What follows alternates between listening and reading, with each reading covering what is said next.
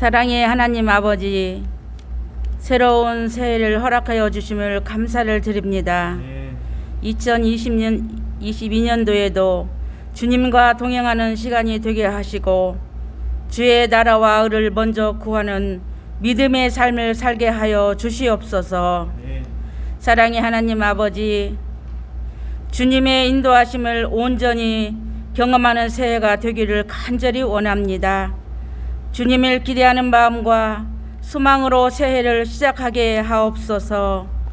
예배를 통하여 우리의 삶의 용서와 화해와 믿음이 있게 하여 주시옵소서.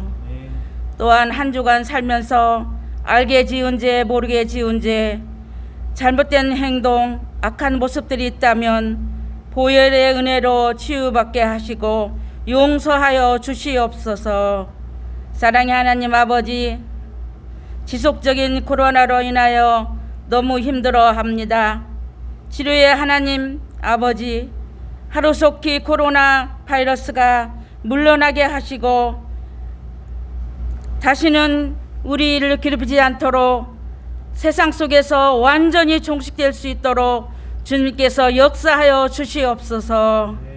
사랑의 하나님, 지금까지 성악교회를 축복하시고 사랑해 주신 은혜를 감사를 드립니다. 새해에는 더욱 합심하여 목표와 비전을 주님 앞에 이루어내는 한 해가 되게 하여 주시옵소서.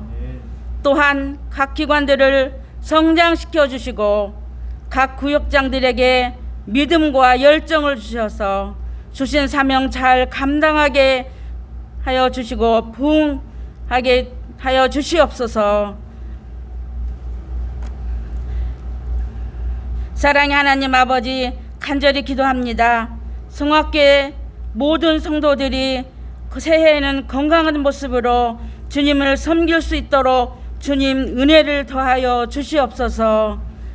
아버지 하나님, 이 시간 귀한 말씀을 들고 단위에 서신 목사님을 성령의 능력으로 붙들어 주시옵소서. 지금 이 시간 예배는 첫 시간이 오니 마치는 시간까지 주님 영광 홀로 받아주시옵시고 살아계신 예수님의 이름으로 간절히 기도하옵나이다. 아멘. 2022년을 시작하면서 지난주에도 말씀드렸던 것처럼 문들아 머리를 들지어다 영광의 왕이 들어가시리로다 하는 주제를 저희가 가질 수 있었습니다. 우리가 어떤 일을 할 때 문이 열려야 되는 이유는 내가 그곳의 주인 되는 것이 아니라 내 뒤에 오실 주님께서 왕이시기 때문입니다. 우리가 그런 의미로 하나님, 우리 인생의 우리 삶의 주인이 되어 주십시오 하고 먼저 우리 마음을 열고 우리 마음의 주인이 되기를 갈망하면 주님께서 우리의 삶에 아름다운 일들을 일어나게 하시는 그런 은혜를 누릴 줄로 믿습니다. 그런 한 해가 되기를 간절히 바랍니다. 어린이 부서가 새로워졌고 교육 부서가 힘을 내고 있습니다. 또 수요 예배가 달라졌습니다. 말씀을 사모하는 지체들이 서서히 그 뿌리를 내리면서 말씀으로 자라는 것을 여러분 보게 될 겁니다. 2022년도 한 해 그런 은혜를 사모하고 또 함께 기도할 때 주님께서 정말로 하늘의 문을 여시고 또 사람들과의 관계의 문을 여시고 닫혀 있다고 생각했던 것들이 열리는 벽이었다고 생각하는 것이 문이 되는 그런 축복의 은혜를 누릴 수 있기를 주님의 이름으로 축복합니다. 여러분, 겨울에 자라는 나무는 없습니다. 그러나 많은 나무들은 겨울을 거쳐야 꽃이 핍니다. 어떤 나무가 도무지 꽃이 피지 않는 거예요. 물어보니까 겨울을 나지 않아서 그렇습니다. 그런 이야기를 들어본 적이 있습니다. 어떤 나무는 잘 자라기는 하는데 때로는 꽃이 피기도 하는데 열매를 맺지 못합니다. 왜 그러냐 물어보니 그것도 겨울을 나야 열매를 맺는다는 이야기를 들어봅니다.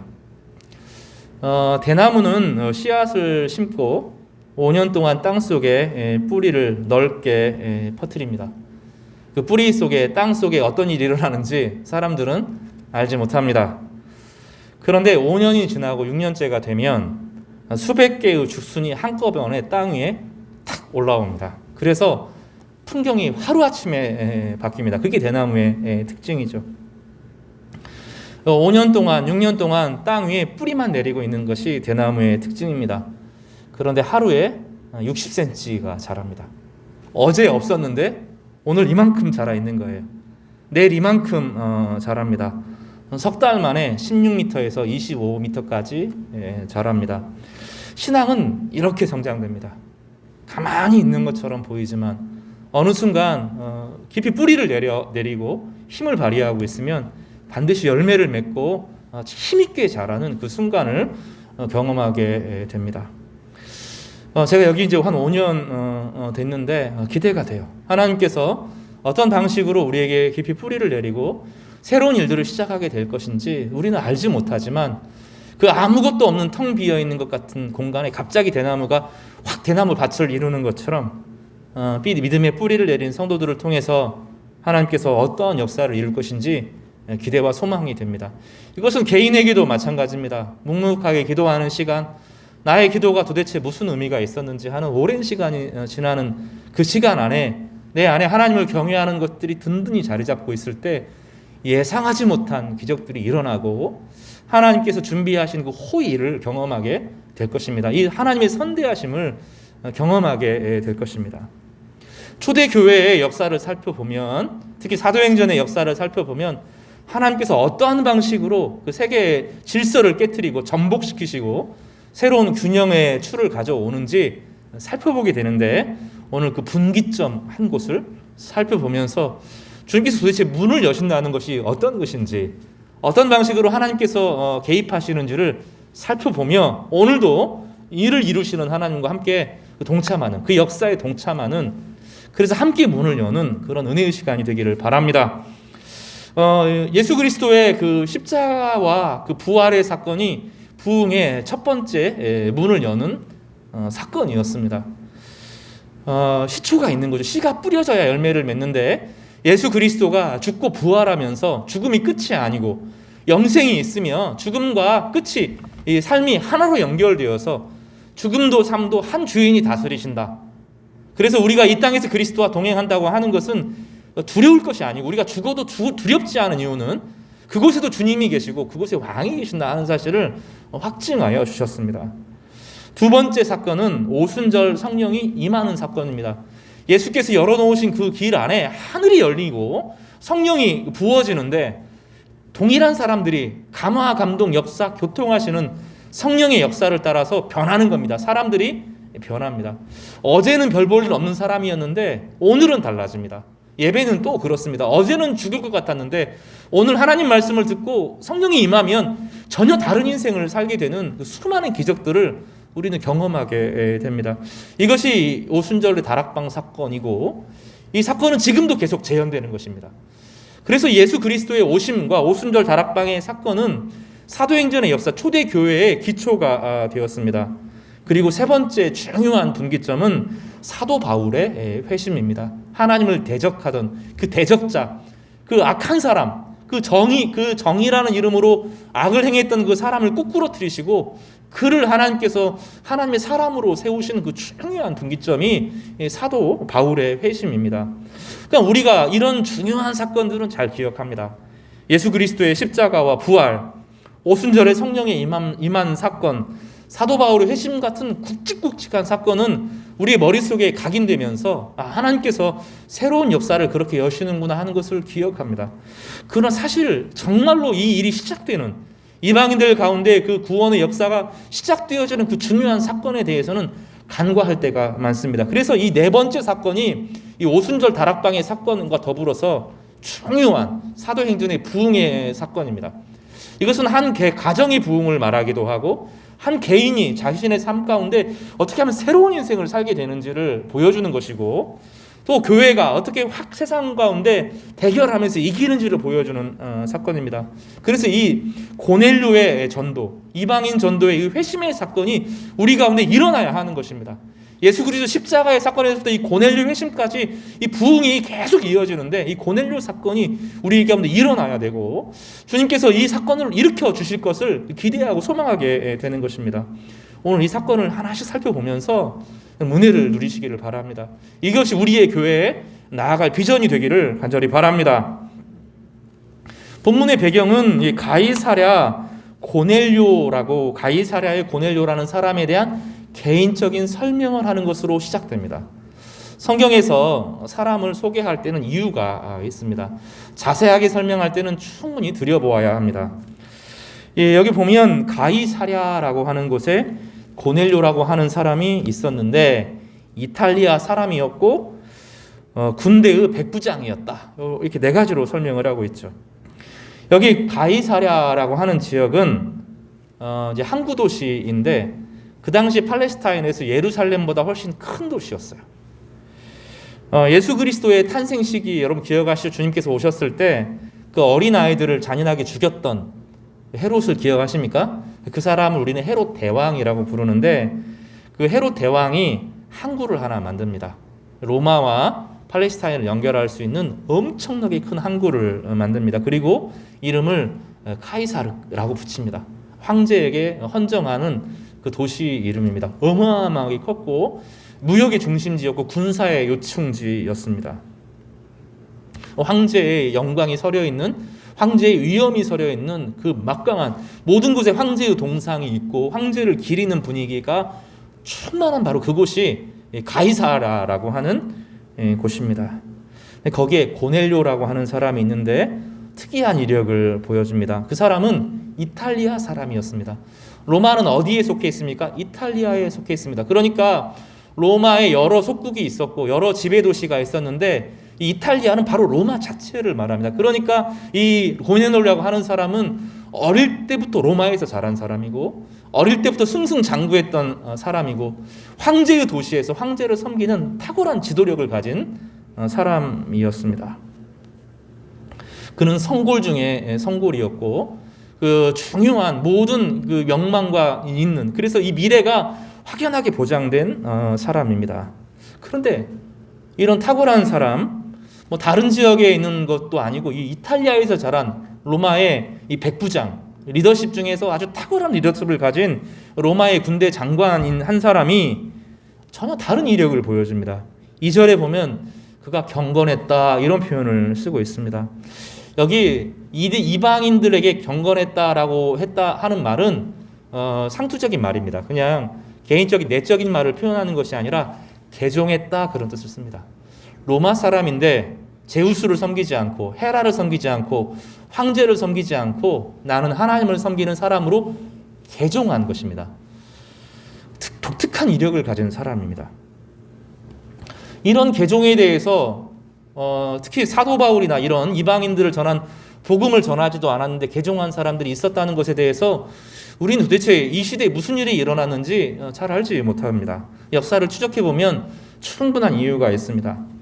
이집트의 이제 알렉산더가 이 지중해와 전체 아프리카를 지배할 때 이집트 그 후에 중에 이집트의 그 알렉산더의 후에 알렉산더 영향력 가운데 있었던 프톨레마이오스 2세가라는 사람이 있었습니다. 이제 그 사람이 알렉산드리아, 그러니까 이집트의 옆에 있는 이제 에티오피아, 이집트 그 지역에 있었던 그 도시죠. 그 뭐 정말로 큰 도시였습니다. 200만 명이 넘게 그 당시 200만 명이 살고 있었던 어마어마하게 큰 도시죠. 거기에서 이 그리스 문화를 자랑하기 위해서 이스라엘 지파 사람 중에서 각 이스라엘 12지파에서 각각 7명씩 72명을 알렉산드리아로 불러 모읍니다. 그리고 그리스 문화를 과시하기 위해서 그리스어로 성경을 번역하게 했습니다. 예수님 오시기 300년 전의 일입니다.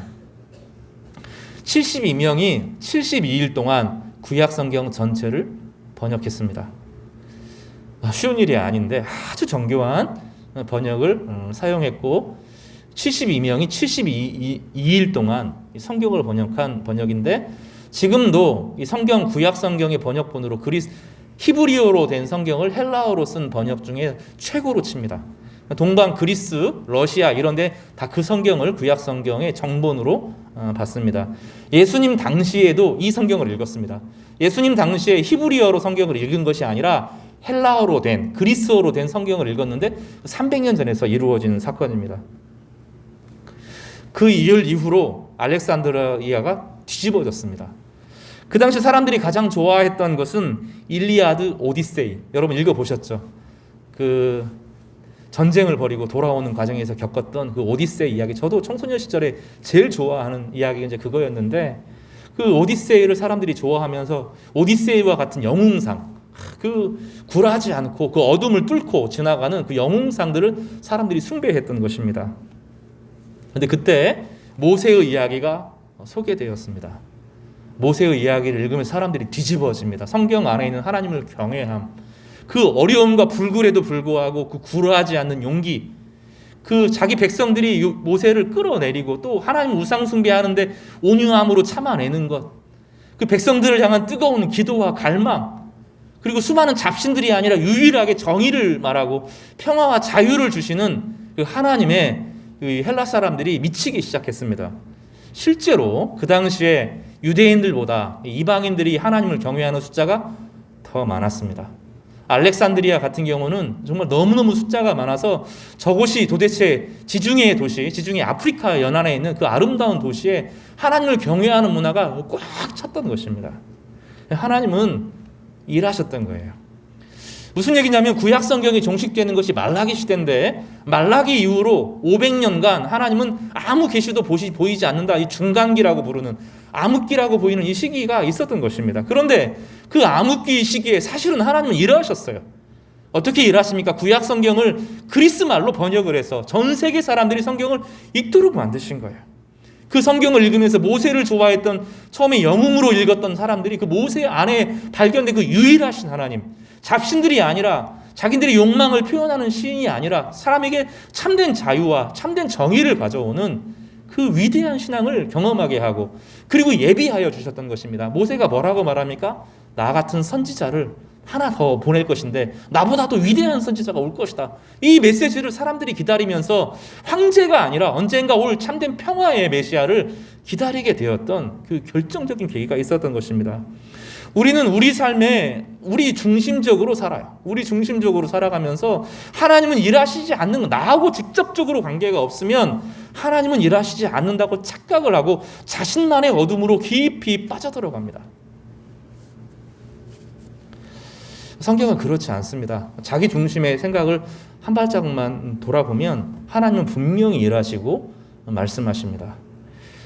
코로나 시기에 우리는 절망을 봅니다. 이 어둠을 보고 수많은 사람들이 무너지고 깨어지고 상하는 것을 봅니다. 많은 이들이 교회를 떠나기도 했고 경제적으로 어려워서 무너지는 사람도 봅니다. 그러면 내 안에서 내가 느껴지지 않으니까 하나님은 아무 일도 안 하시는 것처럼 보이는데 그렇지 않습니다. 하나님은 어디서든지 성령의 역사를 이루고 계시고 우리가 알지 못하는 것들에 대해서 가르쳐 주십니다. 인간이 얼마나 무기력한지 철저하게 가르쳐 줍니다. 2년, 정말 2년의 시간, 이 시간이 길어질 줄 아무도 생각하지 못했고 이제는 종식되겠지. 우리는 모릅니다. 우리 미래를 알 수 없습니다. 인간은 죽는구나. 인간은 병드는구나. 하나님께서 가르쳐 주셨어요. 하나님을 경외하는데 인간이 높아지고 나이가 오래되고 그도 건강하게 막 사는 것을 보니까 우리는 영원한 것처럼 교만할 대로 교만해졌는데 모든 것을 정복하고 지배할 수 있다고 말했는데 어느 순간 무너지고 바닥을 치기 시작하는데 인간의 의술이 그 별게 아니구나 알게 되었습니다. 우리는 인간의 무기력함과 또 우리가 얼마나 세상에 매여 있는 사람인지 알게 되었습니다. 하나님이 어둠 가운데 우리로 하여금 우리 자신을 보게 하십니다. 이것이 하나님께서 역사하시는 중요한 방법 중에 하나입니다. 우리를 일부러 낮추시는 것이 아니에요. 보여주시는 것, 우리가 실제로 누구인지를 정확하게 보게 하십니다.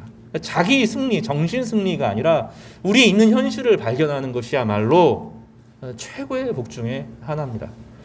여러분, 어떤 일들을 시작하실 때 정말 내가 어디에 있는지, 내가 어떤 사람인지, 내가 얼마나 무기력한 사람인지 하나님의 도우심이 아니고서 나는 정말로 어떤 일을 할 수도 없는 사람인지를 깨달아야 합니다. 그리고 야고보서의 신앙이 기가 막힙니다.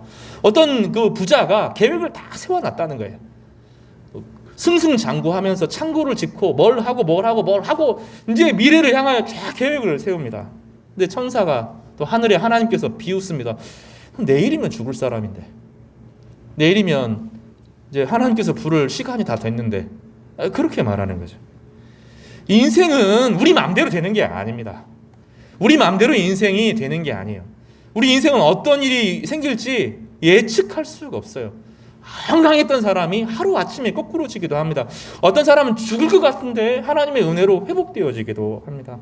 어떤 사람은 길이 완전히 막혔다고 생각하는데 전혀 예상하지 못한 길을 만나기도 하고, 어떤 사람은 길이 열렸다고 생각하는데 예상하지 못한 암투에 무너지는 것이 인생입니다. 가이사랴 고넬료, 이 사람이 어떻게 하나님을 경외하고 어떻게 하나님을 만나고 하나님께 나아갈 수가 있었겠어요?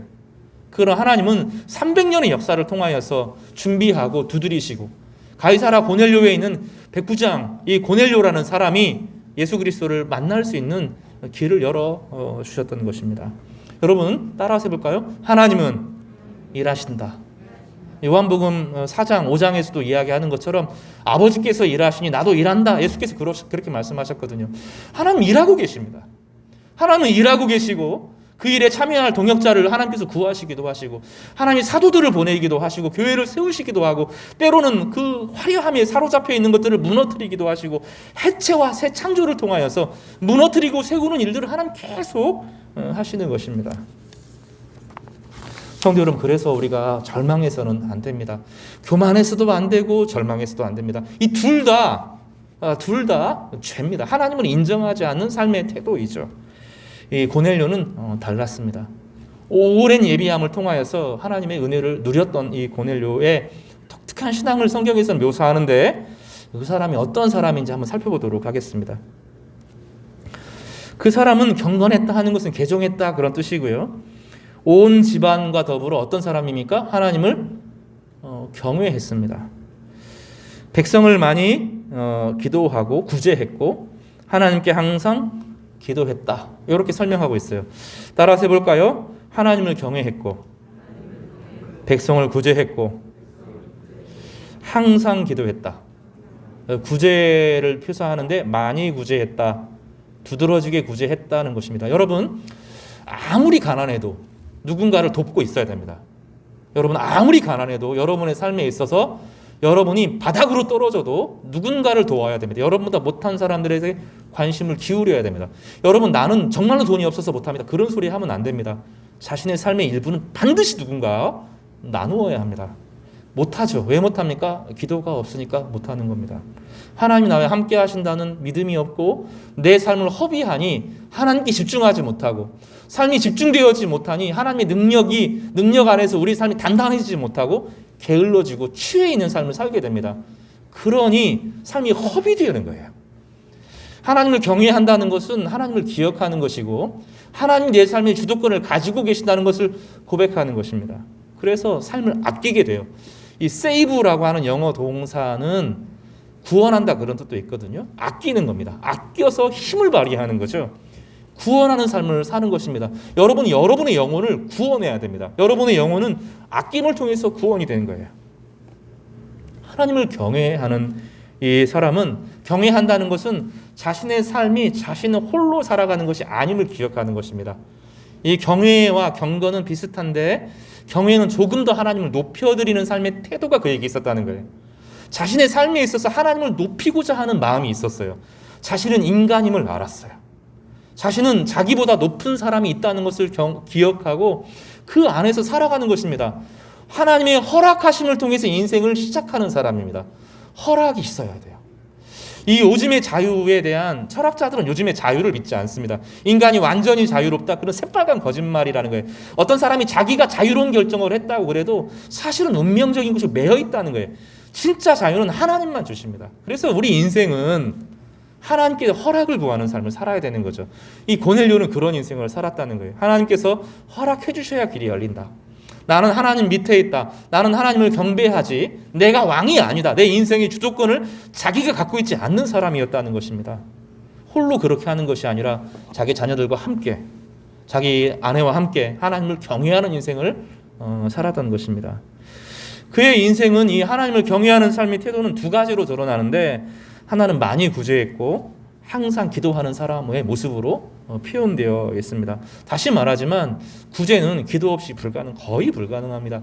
자신의 삶을 하나님께 책임질 때, 하나님 내 인생을 붙잡고 있다는 것을 알고 있을 때 내 삶의 일부를 나누는 거예요.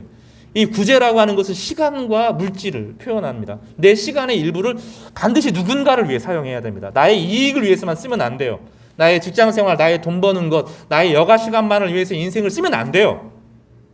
그리스도인의 삶이 아닙니다. 우리는 그런 사람이 아니에요. 하나님께서 구원받은 사람들은 시간이 여유가 있는데 이 여유를 반드시 누군가를 위해 사용하고 있어야 되고, 또 자신의 물질을 누군가를 위해서 일부는 나눠야 돼요.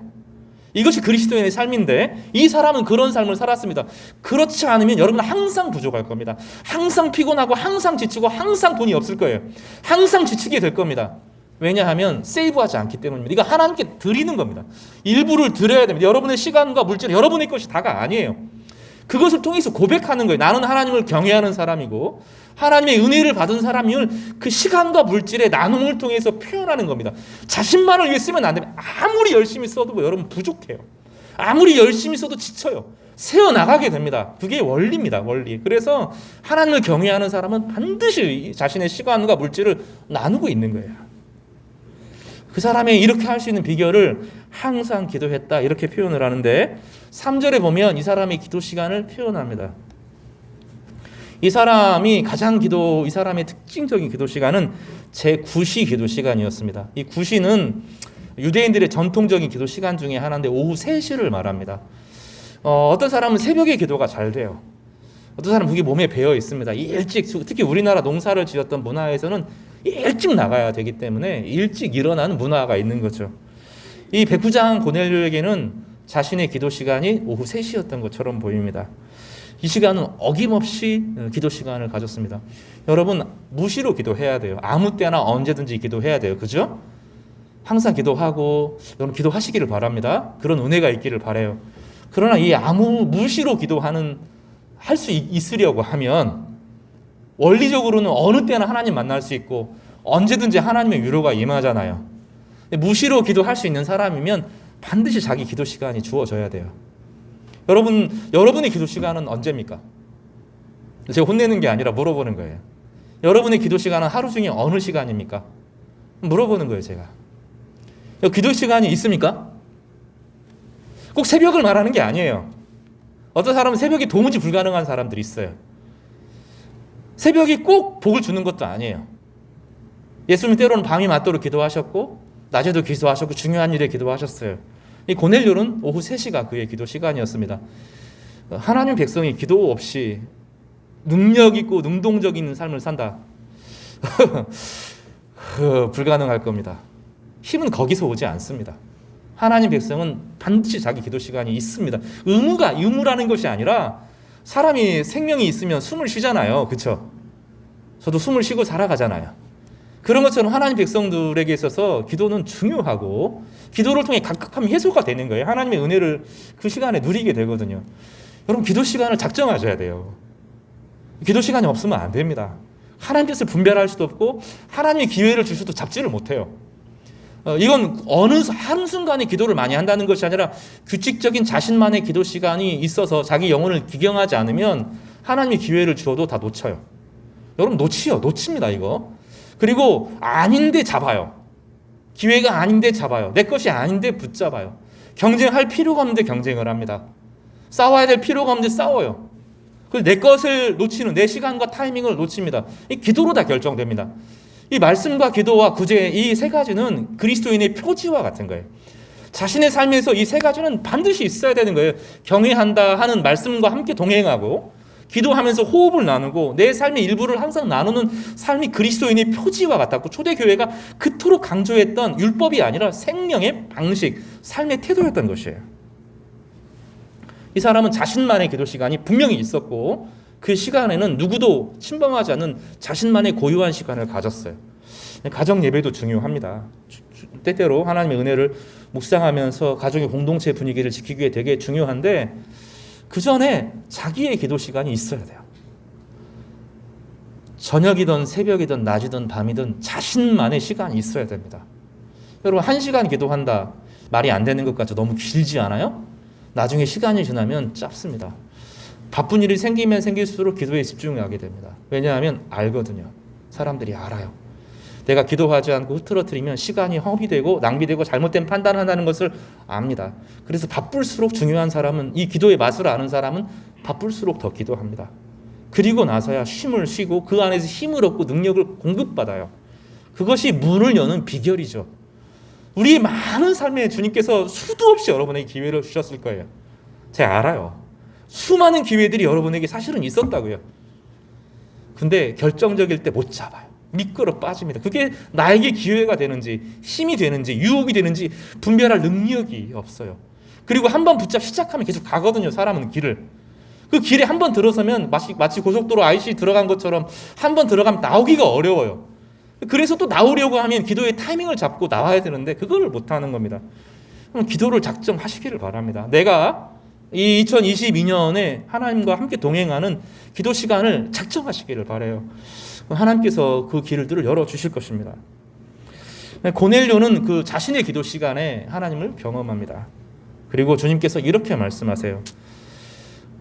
주목하여 보고 고넬료가 천사를 만나게 되는데 고넬료가 무서워했던 것 같아요.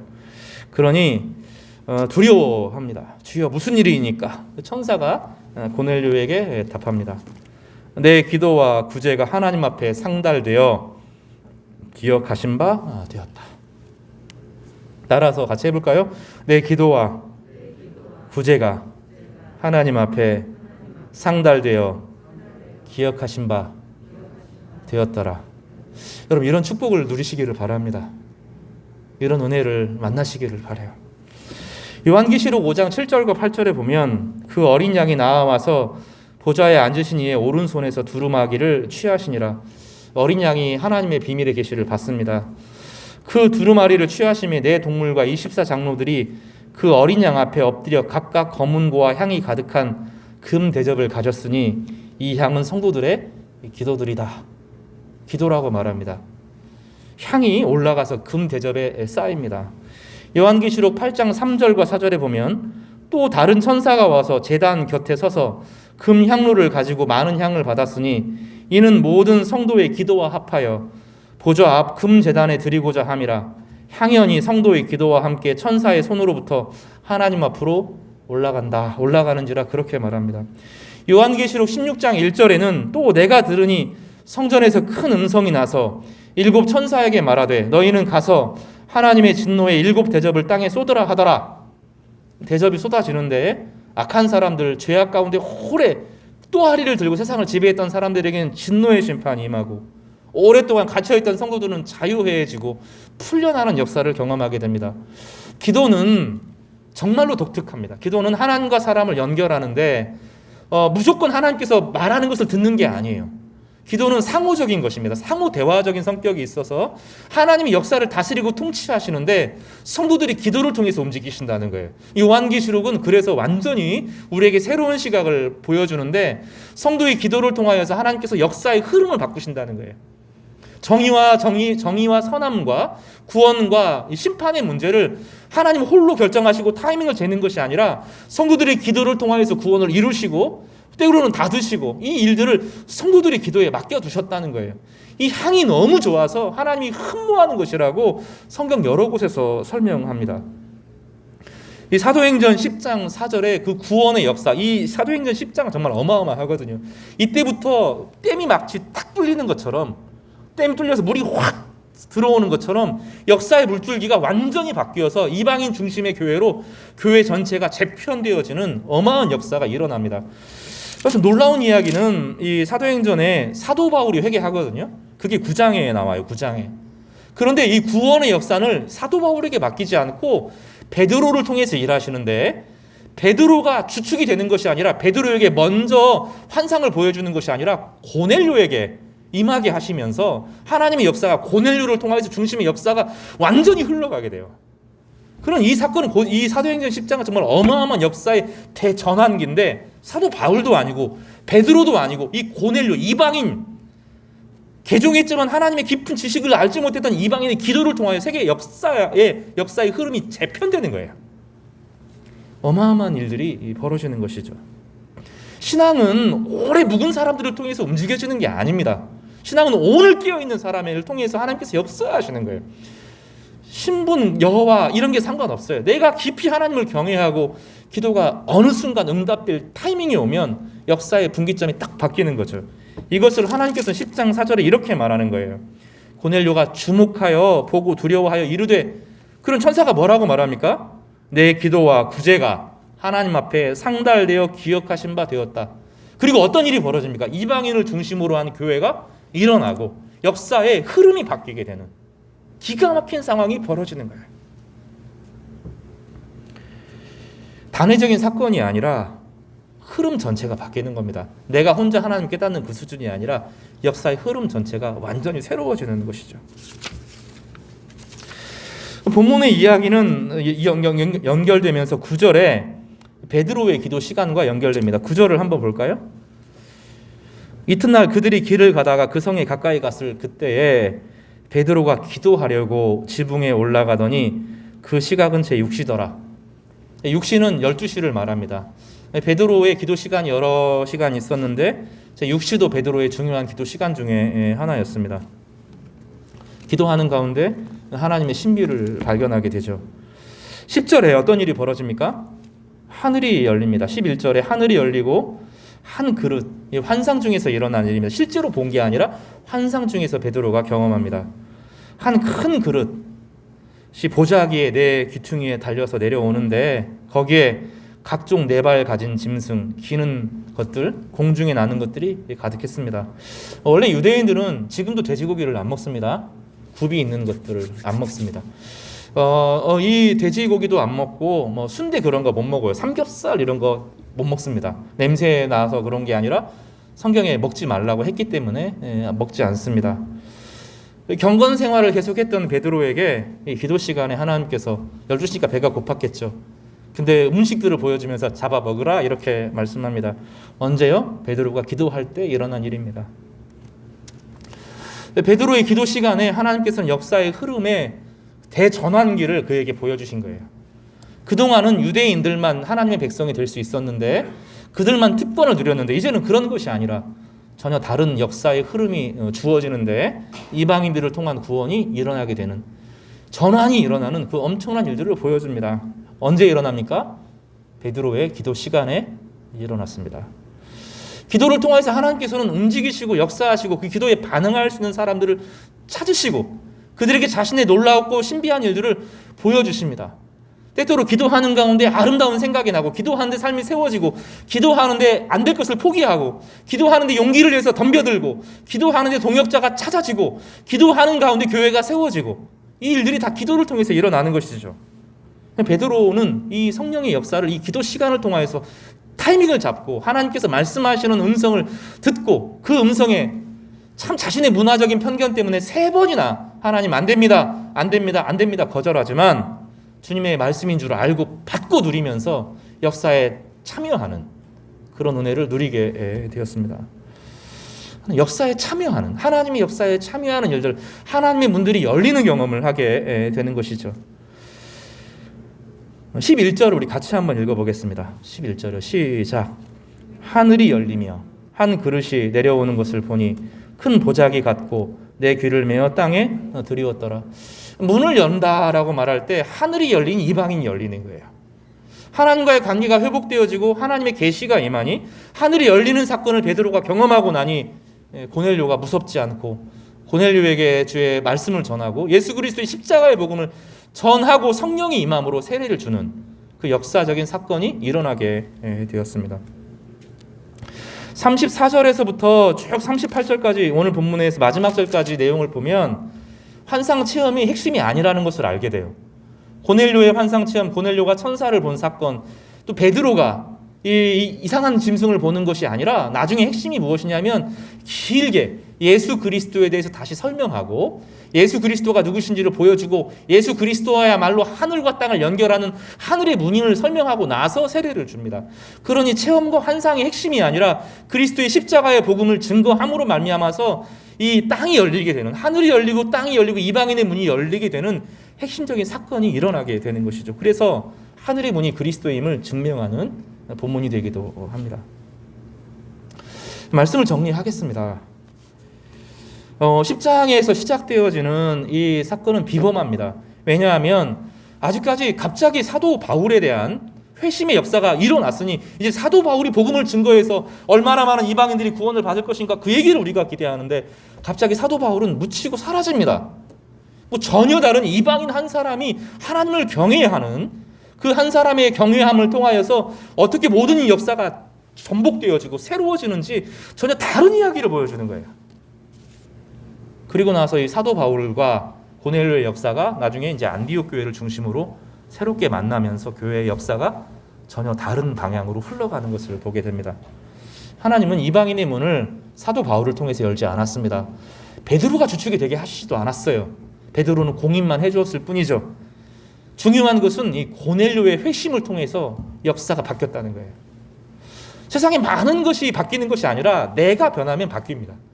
내가 하나님 앞으로 돌아가면 역사가 바뀌는 것이 성경의 이 흐름이에요. 어떤 대세의 막 흐름 이런 게 아니라 내가 하나님 앞에 온전히 깨어있는 한 사람, 내가 마음을 작심하고 하나님을 경외하는 한 사람, 그리고 하나님을 경외하며 완전하지는 않지만 내가 알 수 있는 범위 내에서 하나님을 경외하고 살아가려고 하는, 이웃을 사랑하려고 하는 이 삶의 태도를 하나님께서는 무시하지 않는다는 거예요. 반드시 기억한다는 거예요. 상달하고 기억된다. 이것이 주님께서 고넬료에게 하신 말씀이었습니다. 내 기도와 구제가 하나님 앞에 상달되어 기억하신 바가 되었다는 것입니다. 사랑하는 성도 여러분, 여러분이 하나님 앞에 기억되기를 바랍니다. 여러분의 기도가, 여러분의 하나님을 향한 경외함이 하나님 앞에 또릿또릿하게 각인되기를 바랍니다. 그 사람을 향하여 하나님의 때에 하나님의 은혜가 부어지는 역사가 일어나기를 바랍니다. 한 사람이 준비되면 세상이 바뀝니다. 여러분, 교회는 그랬어요. 교회는 대세, 조직, 구조로 움직인 게 아니에요. 2000년 교회 가운데 그렇게 움직이지 않았어요. 교회가 자기 조직을 믿고 자기 역사를 믿고 자기 신뢰에 빠졌을 때 교회는 무너져 내렸습니다. 그러나 깨어있는 한 성도가 기도할 때 어김없이 교회는 살아났고 가정은 살아났고 그 가정을 통하여서 세상은 변화되는 것이 사실은 부흥의 역사입니다. 왜냐하면 하나님은 사람에게 매이지 않는 분이시기 때문입니다. 하나님 그 사람을 기억하시고 그 깊은 기도의 중심을 아십니다. 때때로 많은 고난들이 우리 가운데 찾아오는데 그 고난은 때때로 그 고난은 우리로 하여금 기도할 수 있도록 만들어주는 하나님의 순풍과 같습니다. 우리는 역풍이라고 생각하는데 고난은 때때로 우리에게 순풍이 되고 우리의 인생의 넓은 바다로 나아가게 되는 힘과 권능이 될 것입니다. 2022년 한 해 여러분의 삶에 하늘의 문이 열리기를 바랍니다.